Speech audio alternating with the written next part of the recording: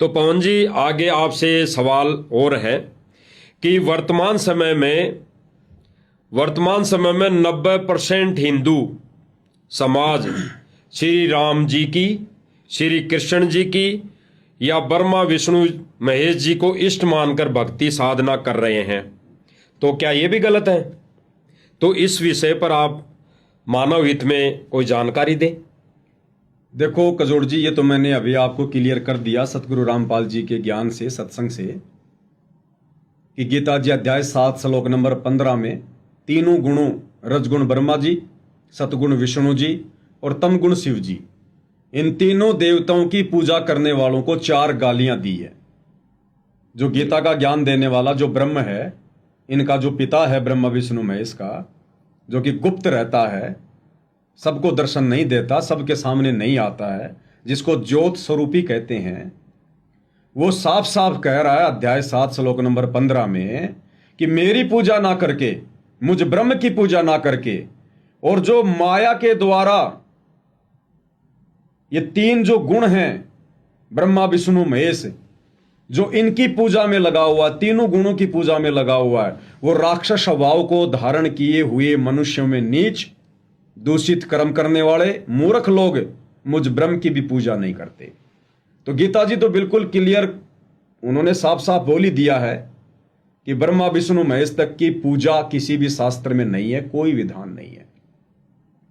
अब आप कह रहे हैं कि पूरा का पूरा हिंदू समाज श्री राम और श्री कृष्ण जी की भक्ति पर आधारित है, श्री राम और श्री कृष्ण को अपना इष्ट मानकर उनकी पूजा करता है, तो क्या यह भी गलत है? सरासर गलत है। जब ब्रह्मा विष्णु महेश की पूजा का विधान नहीं है, तो राम और श्री कृष्ण जी तो उनके अंश अवतार हैं। ये तो उनसे भी थोड़ी शक्ति लेकर धरती पर आए थे। तो कहीं भी श्री रामचंद्र जी की पूजा का या श्री कृष्ण चंद्र जी की पूजा का विधान नहीं है। हां, मनमुखी पूजा आप चाहे पत्थरों की करो, दुनिया कर रही है। मनमुखी रूप से आप चाहे किसी जानवर की पूजा करो, बहुत सारे लोग कर रहे हैं, समाधियां बना बना के भैंसे की, गाय की पूज रहे हैं दुनिया, वो उनका अपना मता है। और जो लोग विशेषकर हिंदू समाज में श्री राम को अपना इष्ट मानकर पूज रहे हैं, श्री कृष्ण को अपना इष्ट मानकर पूज रहे हैं, तो उनकी वैसे तो पूजा का विधान नहीं है। फिर भी यदि वो उनकी पूजा करते हैं उनको इष्ट मान के, तो उनको मिलेगा क्या? देखिए, आप जिसको भी अपना इष्ट मान के पूजेंगे, उसके गुण स्वतः ही आपके अंदर आना शुरू होंगे, ऑटोमेटिक। आप जिसकी संगति करेंगे, अगर आप शराब पीने वाले की संगति करेंगे, तो ऑटोमेटिक आपके अंदर वैसे गुण आएंगे। किसी मांस खाने वाले की संगति करेंगे, आपके अंदर ऑटोमेटिक वो गुण आएंगे, क्योंकि संगत और कुसंगत का बहुत बड़ा असर पड़ता है। अब जो लोग विशेषकर हिंदू समाज में श्री राम को इष्ट मानकर पूजते हैं, तो कैसे तो उनका भला होगा, कैसे उनकी मुक्ति होगी और कैसे उनके सद्विचार होंगे। इसीलिए तो पूरे समाज का मानसिक स्तर नीचे गिरा हुआ है, धार्मिक स्तर नीचे गिरा हुआ है। पहले ये तो देख लो कि जिसको मैं इष्ट मान के पूज रहा हूं, वो इष्ट मानने के योग्य है या नहीं है। उसके जीवन चरित्र के ऊपर एक नजर डाल लेनी चाहिए कि यदि मैं इनकी पूजा शुरू करूंगा इष्ट मानकर, तो इनके गुण स्वतः मेरे अंदर आएंगे। तो श्री रामचंद्र जी, जो कि त्रेता युग में राजा दशरथ के पुत्र थे, कौशल्या के गर्भ से पैदा हुए थे, जिनको मर्यादा पुरुषोत्तम की संज्ञा दी जाती है, अगर आप थोड़े ठंडे दिमाग से सोचोगे, निष्पक्ष होकर, मैं गारंटी देता हूं, कोई भी धर्म गुरु इस सवाल का जवाब नहीं दे सकता। कौन सा सवाल? कि श्री रामचंद्र जी ने अपने जीवन काल में अगर एक भी कोई धर्म का कार्य किया हो, तो आप उनके जन्म से लेकर उनकी मृत्यु तक उनके पूरे जीवन काल पर नजर दौड़ा के देख लीजिए, एक भी धर्म का कार्य श्री रामचंद्र जी के जीवन में आपको देखने को नहीं मिलेगा, सिवाय लड़ाई झगड़े और मार काट के। और क्या सीखेंगे हम उनके जीवन से? क्या सीखेंगे? अपनी औरत के ऊपर अविश्वास करना, यह सीखेंगे हम। जब 10 वर्ष तक सीता जी रावण की कैद में रही, उसके बाग में रही, उसके अधीन रही, और सीता जी को रावण ने बहुत ज्यादा जो है प्रताड़ित किया, डराया, धमकाया कि तू मेरी महारानी बनना स्वीकार कर ले, लेकिन सीता जी ने उसकी तरफ देखा भी नहीं। और उस सीता को रावण की कैद से छुड़वाने के बाद जब आप वाल्मीकि रामायण को पढ़ेंगे तो वाल्मीकि रामायण में साफ साफ लिखा हुआ है, रावण श्री रामचंद्र जी ने सीता को यह कहकर रिजेक्ट कर दिया था कि मैं तुझे अयोध्या वापस लेकर नहीं चलूंगा, तू अब मेरे योग्य नहीं है, हो सकता है तू रावण के संपर्क में आ चुकी है। अपनी पत्नी के ऊपर अविश्वास। लेकिन जब काफी लोगों ने समझाया, सीता जी ने भी हाथ जोड़ के प्रार्थना की, तब श्री रामचंद्र जी ने कहा कि पहले तू अग्नि परीक्षा दे, अगर तू रावण के संपर्क में नहीं आई है, उससे शारीरिक संबंध नहीं बनाए तूने, तो अग्नि में तेरा कुछ भी नहीं बिगड़ना चाहिए, और यदि तू रावण के संपर्क में आ गई तो तू जल के भस्म हो जाएगी। सीता तो पाक साफ थी, उसने अग्नि परीक्षा को स्वीकार कर लिया, और सबके समक्ष सीता जी जलती हुई, धधकती हुई आग में बैठ गई, और सीता जी का बाल भी बाका नहीं हुआ। तब श्री रामचंद्र जी को यकीन हुआ कि हां, सीता पाक साफ है। तो क्या सीखेंगे हम श्री रामचंद्र जी से? उनको अपना इष्ट मानकर, उनकी भक्ति करके अपनी धर्म पत्नी के ऊपर अविश्वास करना। क्या इससे हमारे घर में झगड़े नहीं होंगे, मनमुटाव नहीं होगा? हमारी संतान पे क्या असर पड़ेगा? फिर अग्नि परीक्षा देकर सीता अयोध्या आ गई। उसके 2-3 वर्ष बाद श्री रामचंद्र जी ने लोगों के कहने से, एक धोबी के कहने से, सीता जी को फिर से जंगल में निकाल दिया, जबकि वो गर्भवती थी। और सीता ने कहा कि मुझे क्यों निकाल रहे हो, मेरा दोष क्या है? तो रामचंद्र जी ने कहा कि लोग तेरे विषय में ऐसा ऐसा कह रहे हैं कि जो औरत 10 वर्ष तक रावण के पास रही हो और उसको रामचंद्र जी ने अपना लिया, समाज में मेरी बेइज्जती हो रही है, मैं अपनी तौहीन सहन नहीं कर सकता। सीता ने कहा कि आपकी आंखों के सामने मैंने अग्नि परीक्षा दी थी, तो मेरे ऊपर विश्वास करोगे या लोगों पे विश्वास करोगे?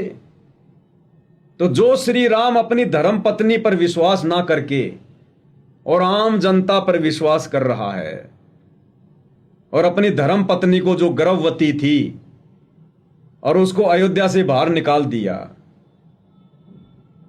आप उस श्री रामचंद्र जी को इष्ट मान के पूजोगे, आपके अंदर क्या गुण आएंगे?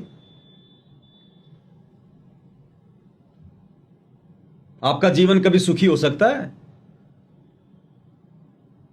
अंत में श्री रामचंद्र जी अपने ही उन पुत्रों से लव और कुश से युद्ध कर रहा है, लड़ाई कर रहा है। क्या गुण आएंगे आपके अंदर रामचंद्र जी के? फिर काहे के इष्ट, काहे के भगवान? जिस श्री रामचंद्र को यह नहीं पता कि मैं जिससे लड़ाई करने जा रहा हूं वो मेरे बेटे हैं, हम उनको अंतर्यामी मान रहे हैं, उनको भगवान मान रहे हैं, परमात्मा मान के पूज रहे हैं, इष्ट मान के पूज रहे हैं। इष्ट होती है सर्वश्रेष्ठ शक्ति। तो क्या गुण आएंगे हमारे अंदर? फिर द्वापर में लोग जब श्री कृष्ण जी आए, फिर उनको अपना इष्ट मान के पूजने लगे, और वर्तमान में तो श्री राम से ज्यादा श्री कृष्ण जी की पूजा होती है। अब श्री कृष्ण जी के पुजारियों की तो हालत खराब है, क्योंकि जिसको इष्ट मान के पूजोगे उसके गुण ऑटोमेटिक आपके अंदर आएंगे। क्या श्री कृष्ण जी इष्ट मानकर पूजा करने योग्य हैं? नदी में गोपियां नहा रही हैं, स्नान कर रही हैं, उनके वस्त्र वहां से उठाकर श्री कृष्ण जी पेड़ पर चढ़ जाते हैं। गोपियां कहती हैं हमारे वस्त्र दो, हमारे वस्त्र दो, हम नंगी हैं, हमें लाज आ रही है, हम बाहर कैसे आए। और लोगों के इष्ट श्री कृष्ण जी उनके कपड़ों को अपने हाथों में लेकर पेड़ पर चढ़े चढ़े कहते हैं कि नदी से बाहर आकर कपड़े लो। क्या मनसा हो सकती है गोपियों को नंगा देखने की? इतनी मलिनता। और भगवान में, इष्ट में, उसके पुजारी का क्या हाल होगा? तभी तो आज ये बलात्कार के मामले बढ़ रहे हैं। लोगों की कुदृष्टि पर नारियों पे जा रही है, क्योंकि जिसको हम इष्ट मान के पूजेंगे उसके गुण अवगुण दोनों आपके अंदर आएंगे ही आएंगे। श्री कृष्ण जी ने 8 शादियां की, 8 उनकी औरतें थी। उसके अलावा उन्होंने कितनी स्त्रियों के साथ संभोग किया? एक राजा से युद्ध में 16,000 कुछ औरतें जीत कर लाए, उन सबके साथ उन्होंने संभोग किया। गोपियों के साथ उन्होंने संभोग किया। कुब्जा का वो कुब्ज ठीक करके उसके साथ में उन्होंने मिलन किया। ये भगवान के लक्षण है। ये क्या भगवान भी इतना काम वासना में प्रेरित होता है? क्या भगवान भी कामी होता है? अरे लोग तो भगवान की साधना इसलिए करते हैं कि हमारे 5 विकार, काम, क्रोध, लोभ, मोह, अहंकार, ये हमसे दूर हों, जो भक्ति में बाधक हैं, जीव को स्थिर नहीं होने देते, उसकी बुद्धि को विचलित रखते हैं। और जिसकी हम इष्ट मानकर साधना कर रहे हो खुद ही कामी है, खुद ही वो क्रोधी है। कितने लड़ाई झगड़े किए होंगे, कितने युद्ध किए होंगे, तो हमारे अंदर क्या गुण आएंगे? क्या इंसान सुखी रह सकता है? क्या परिवार सुखी रह सकता है? तभी तो आज देख लो पूरी दुनिया में आग लगी पड़ी है, घर घर में झगड़े हैं, विषय वासनाओं की बौछार हो रखी है। क्योंकि जिनकी हम पूजा करेंगे उनके गुण हमारे अंदर आएंगे ही आएंगे। अब असल में पूजा करने योग्य इष्ट कौन है? असल में भक्ति किस भगवान की करनी चाहिए? अब इस विषय में केवल सतगुरु रामपाल जी ने आके बताया, वेदों को खोल खोल के बताया, गीता जी को खोल खोल के बताया, एक एक श्लोक को समझाया कि नादानो भक्ति तो उस समय शुरू होगी जब हमें पहले यह पता चलेगा कि भगवान कौन है। आज तक किसी ने बताया है तो नहीं, सतयुग से लेकर वर्तमान तक, संत रामपाल जी के अलावा किसी ने बताया हो कि एक परमात्मा कौन है? आप उस महापुरुष का नाम बता दो। आपने शिरडी के श्री साईं बाबा का नाम सुना होगा। उनका क्या नारा था? सबका मालिक एक। एक मुंह से बोलते थे सबका मालिक एक, और यूं उंगली करते थे सबका मालिक एक। क्या उन्होंने अपने जीवन काल में कभी किसी को बताया कि वो सबका मालिक एक कौन है? उसकी क्या भक्ति है? वो कैसे मिलेगा? उनको खुद को नहीं पता था। केवल एक नारा बना रखा था, जैसे वर्तमान में लोगों ने नारा बना रखा जय श्री राम। पता है ही नहीं जय श्री राम का, मुंह में तो गुटखा भरा है, नारा लगाते समय आधा तो थूक बाहर निकलता है। गाड़ियों के पीछे लिखा लेंगे हिंदू, कट्टर सनातनी। ना हिंदू की परिभाषा का पता, ना सनातन की परिभाषा का पता। उनकी गाड़ी का गेट देखिए आप, गुटखा जर्दे के थूक से लाल हो रखा होता है। मुंह से उनके बदबू आती है, फिर भी कहते हैं हम हिंदू हैं, हम सनातनी हैं, सनातन का झंडा विश्व में फहराएंगे। क्या करोगे? सबके गाड़ियों के गेट लाल करवाओगे, सबको श्री राम की भक्ति पे लगाओगे, श्री कृष्ण की भक्ति पे लगाओगे, घर घर में कामी क्रोधी लालची पैदा करवाओगे, पूरे संसार का बेड़ा गर्क करवाओगे। तो अपने आप को हिंदू कहने वाले, सनातनी कहने वालों से प्रार्थना है, थोड़ा धैर्य से काम लो। हम जानवर थोड़ी हैं जो भैंसे को भैंसा दिख गए तुरंत मारने को दौड़ पड़े, सींग में सींग फंसा दिया। हमें परमात्मा ने मनुष्य जन्म दिया है, हम इंसान हैं, जानवर नहीं हैं। हमारे को परमात्मा ने बुद्धि दी है विशेष, किसी की बातों पर चिंतन मनन करने के लिए, मंथन करने के लिए, सोचने विचारने के लिए। शील, संतोष, विवेक, दया, अक्षमा, ये कुछ परमात्मा ने हमें विशेष बातें दी है। तो लोगों को थोड़ा विचार करना चाहिए कि वास्तव में हम सनातनी है या नहीं है। ये चारों वेद क्यों लिखे गए हैं? मनोरंजन के लिए लिखे गए हैं क्या? ये 18 पुराण क्यों लिखे गए हैं? मनोरंजन के लिए हैं क्या? गीता जी को पढ़ने की सलाह क्यों दी जाती है? गीता का ज्ञान क्यों दिया गया? बच्चों को सुलाने के लिए थोड़ी दिया गया, लोरियां सुनाने के लिए। तो समस्त हिंदू समाज को इस बात पर विचार करना चाहिए, दिमाग को थोड़ा ठंडा रखो। अन्यथा ये 4 दिन का जीवन है, और वैसे आजकल मौत का भरोसा नहीं है। आए दिन तो बसों में आग लग रही है, आए दिन रोड पर एक्सीडेंट हो रहे हैं। सुबह आदमी घर से निकलता है, शाम का पता नहीं ढंग से आएगा नहीं। कितनी प्रकार की बीमारियां हो रही हैं। इंसान को बिल्कुल भी इस बात का अनुमान नहीं है कि तू सुबह घर से निकलेगा शाम को आएगा कि नहीं आएगा। तो थोड़ा विचार करना चाहिए भाई। ये मनुष्य जन्म कोई सुबह खाया, दिन भर बैल की तरह कमाया, शाम को आगे सो गया, केवल इसीलिए नहीं मिला है।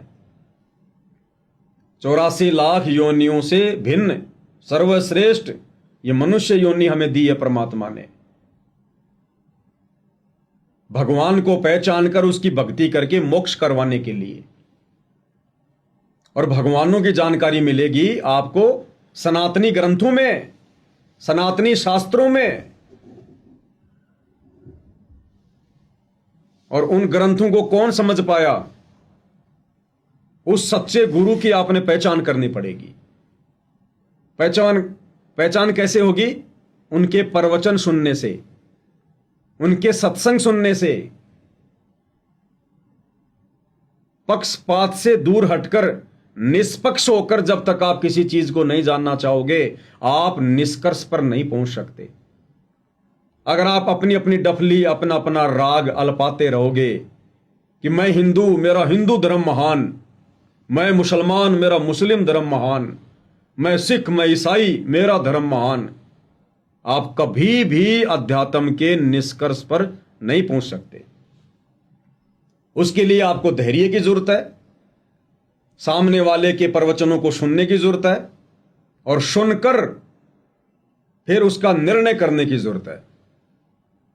तो सतगुरु रामपाल जी के सत्संग सुने बिना, सबकी जेब में मोबाइल है, यूट्यूब पर जाओ, सर्च करो सत्संग संत रामपाल जी। और मैं तो प्रार्थना करूंगा, जब तक आप सृष्टि रचना को नहीं सुनेंगे बार बार, तब तक आप संत रामपाल जी के सत्संग भी नहीं समझ पाएंगे। तो जब भी संत रामपाल जी के सत्संग सुनने की आपको इच्छा हो, प्रेरणा हो, ये सारी चीजें जानना चाहते हो, तो यूट्यूब पर सर्च करो सृष्टि रचना संत रामपाल जी महाराज। ये 2-2.5 घंटे का उनका सत्संग है। आप सृष्टि रचना को देखिए, पढ़िए, समझिए। सारे सबूतों के साथ में दिखाए जाएंगे, प्रमाणों के साथ में दिखाए जाएंगे। दान दक्षिणा के चक्कर में उआबाई का काम नहीं है संत रामपाल जी का। वे हमारी आत्मा के कल्याण के लिए आए हुए हैं धरती पर। असल में हमें भक्ति और भगवान की परिभाषा समझाने के लिए आए हुए हैं। तो इंसान को इस भक्ति युग में, जो बहुत ही थोड़े समय के लिए है, जब तक संत रामपाल जी धरती पर हैं तब तक ये भक्ति युग है। तो लोगों को थोड़ा अपने व्यस्त जीवन से समय निकालना चाहिए, संत रामपाल जी के प्रवचन सुनने चाहिए, विचार करना चाहिए और शत भक्ति को अपनाना चाहिए। देखो भक्ति तो हर कोई कर रहा है, कोई 2, 4, 5% ही ऐसे नास्तिक टाइप के व्यक्ति होंगे जो भक्ति नहीं करते। बाकी विशेषकर हिंदू समाज में तो हर घर में पूजा पाठ आदि अधूरी किसी न किसी की होती है। तो पूजा पाठ तो वर्तमान में आप कर ही रहे हैं, 10, 15, 20 मिनट, आधा घंटा तो भगवान की भक्ति को दे ही रहे हैं। तो क्यों ना थोड़ा सा सच्चाई की तरफ बढ़ें, पहले सच्चे भगवान की पहचान कर लें, सच्चे धर्म कर्म की पहचान कर लें। और बिना गुरु के भक्ति शुरू नहीं होती, तो सच्चा गुरु कौन है उसकी पहचान कर लें। और पहचान होगी सामने वाले के विचार सुनने से, उनके सत्संग सुनने से, और कोई तरीका नहीं है। तो लोगों को सतगुरु रामपाल जी के सत्संग सुनने चाहिए, सृष्टि रचना को ध्यान से पढ़ना चाहिए, देखना चाहिए, विचार करना चाहिए। अन्यथा पल पल ये हमारा मनुष्य जन्म बर्बाद हो रहा है। भक्ति केवल मनुष्य शरीर से हो सकती है, मोक्ष केवल इसी शरीर से प्राप्त किया जा सकता है भक्ति करके। बाकी जितनी भी योनियां हैं, गधे, कुत्ते, सुअर, गाय, बैल, भैंस, ऊंट, मक्खी, मच्छर, कीट, पतंग, आप गाय का दूध निकालते उसको रामायण समझाइए, महाभारत समझाइए और बोलिए राम भगवान, श्री कृष्ण भगवान, राम राम जप, राम राम जप। 10 साल तक उसको ये पाठ पढ़ाइए और फिर पूछिए कि राम कौन है, भगवान कौन है, वो कुछ नहीं बता पाएगी। पशु योनि, पक्षी योनि, यानी 84 लाख योनियां भोग योनि है, वो अपना कर्म भोग रही है। अब उनके हाथ में नहीं है भक्ति करना, भगवान को पहचानना। क्योंकि जब कभी वो 84 लाख योनियों के पशु पक्षी कीट पतंग, जब वो आप और हमारी तरह इस मनुष्य योनि में थे, स्त्री या पुरुष, उनको भी लोगों ने बहुत समझाया होगा, लेकिन उन्होंने किसी की एक नहीं सुनी। कार कोठी बनाने में व्यस्त रहे, अपनी अपनी घटिया परंपरागत साधनाओं में व्यस्त रहे। गुरु बनाया तो नकली बना लिया जिसको खुद ज्ञान नहीं। अंत में मोक्ष होना नहीं था, मुक्ति मिलनी नहीं थी, 84 में जाना था, ये नियम है। फिर वो बन गए गाय, गधा, भैंस, हाथी, सुअर, शेर, भालू। अब अपना वो कर्म भोग रहे हैं। तो पशु पक्षी ये जितनी भी योनियां हैं 84 लाख, ये केवल अपना कर्म भोग रही है। और ये जो मनुष्य योनि है, ये है कर्म योनि। बाकी योनियां भोग योनि और मनुष्य योनि है ये कर्म योनि। यानी हम अपने अच्छे कर्म बना सकते हैं और बिगाड़ भी सकते हैं। यदि सच्ची भक्ति सच्चे गुरु से नाम लेकर शुरू कर दी, और सच्चा गुरु वर्तमान में पूरी पृथ्वी पर केवल सतगुरु रामपाल जी हैं वर्तमान में। बाकी तो थोता चना बाजे गणा, अध जल गगरी छलकत जाए, ये हालात हैं। चाहे शंकराचार्य हो, चाहे धीरेन्द्र शास्त्री हो, अपने पिछले जन्मों की मलाई खा रहे हैं। बाकी लेना देना कुछ नहीं है उनके पास में। अंत में ये भी नरक में जाएंगे। अगर देश के चारों शंकराचार्य, धीरेन्द्र शास्त्री या जितने भी धर्मों के जितने भी आचार्य, शंकराचार्य, पंडित, मुल्ला, मौलवी, काजी, अगर इन्होंने वर्तमान में सतगुरु रामपाल जी की शरण ग्रहण नहीं की, उनके ज्ञान को समझकर उनसे उपदेश लेकर भक्ति नहीं की, सारे के सारे अगले जन्मों में 84 लाख में जाएंगे। गधे, कुत्ते, सुअर बनकर यहीं भटकते रहेंगे। जब ब्रह्मा, विष्णु, महेश भी अपना समय पूरा करके 84 लाख योनियों में जाते हैं, तो उनके साधकों की भला क्या औकात है। तो सनातन का तो केवल एक नाम है, उसकी परिभाषा से लोग बिल्कुल भी परिचित नहीं है।